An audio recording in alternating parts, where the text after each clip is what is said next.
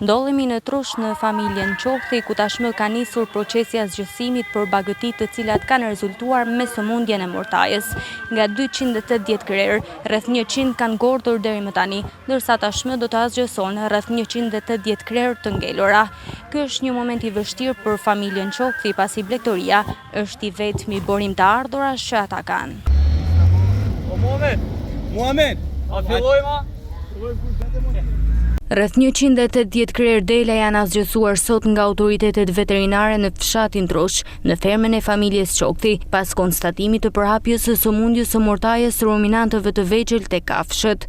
Nga gjithsej 280 krerë që përbënin tufën, rreth 100 prej tyre kanë ngordhur vetë, ndërsa pjesa tjetër është eliminuar sot nga strukturat përkatëse si masë parandaluese. Përgjegjësi i sektorit veterinar i Qarkut Shkodër, Mark Preqi, tregon se nga analizat e kryera kanë rezultuar rreth 154 delë të infektuara me sëmundje, nda janë marrë masat për asgjësimin e tyre për të ndaluar përhapje në zonat të tjera. Pardje, domethënë mas dyshime për sëmundjen e mortajës ruminantëve të vegjël, është konfirmuar pozitiv rasti dhe sipas gjitha procedurave ligjore sot po kryejmë eliminimin.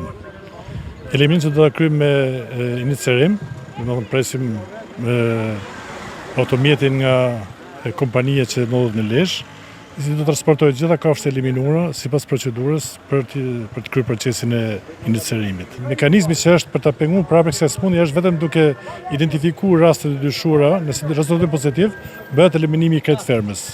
Mas konfirmimit të rastit pozitiv, përcaktohet një hartë me rrezë 3 km, ku konsiderohet zonë infektuar, ku janë të bllokuar gjitha lëvizjet e kafshëve, gjitha llojet e kafshëve. Këto kanë rezultuar sot do eliminojmë 154 krerë. Sa i përket kompensimit, Preqi tha se janë në pritje të një vendimi që do të përcaktojë kompensimin për familjen e dëmtuar. Natyrisht pritet që qeveria ta shqyrtojë këtë rast, domethënë nuk është vetëm këtu, domethënë se janë eliminuar disa ferma në shkallë Republikët, pasi ne presim vendimin e qeverisë. Jemi të gatshëm dhe po bëjmë gjithë dokumentacionin e duhur nga pikpamja ligjore, domethënë për procesin e eliminimit të kafshëve. Fermeri Kujtim Qohthi, i prekur nga kjo situatë, thotë se ky është mundi i familjes për më shumë se 30 vite punë, ndaj kërkon nga shteti kompensimin për krerët e asgjësuara. Kjo është një moment shumë i vështirë faktikisht, se i thojnë 30 vjet punë me shku dam. Për anën e kompensimit të thojnë nëse del vendim VKM, vendim qeverie. Ne kishna po thirrje shtetit që më mundu sa më shumë që se janë në total janë 200 krerë që 80 ose 90 kanë copë, janë 180 janë ito. Kjo është shumë moment i vështirë, është shumë e nëmë.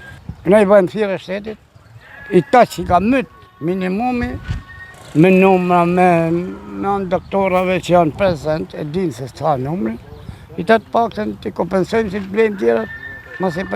Sipas autoriteteve përkatëse, situata është nën kontroll, ndërsa avion inspektimi në ferma të tjera përreth për të parandaluar përhapjen e mëtejshme të sëmundjes.